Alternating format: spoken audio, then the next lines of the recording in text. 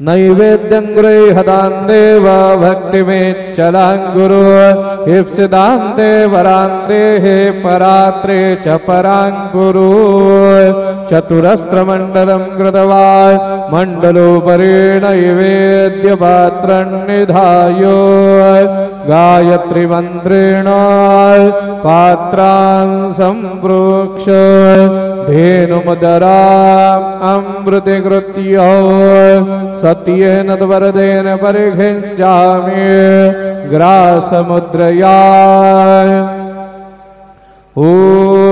प्राणाय स्वाहा ॐ अपानाय स्वाहा ॐ व्यानाय स्वाहा ॐ उदानाय स्वाहा ॐ समानाय स्वाहा ॐ ब्रह्मणे नमः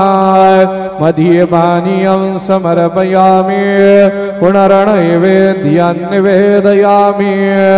ॐ प्राणाय स्वाहा ॐ अपानाय स्वाहा ॐ व्यानाय स्वाहा ॐ उदानाय स्वाहा ॐ समानाय स्वाहा ॐ ब्रह्मणे नमः नैवेद्यं निवेदयामि हस्तप्रक्षालनं समर्पयामि मुखप्रक्षालनं समर्पयामि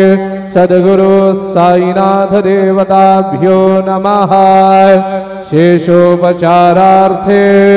चरणकमले प्रार्थनापूर्वक नमस्कारं करोमि। श्री सच्चिदानंद सद्गुरु साईनाथ महाराज के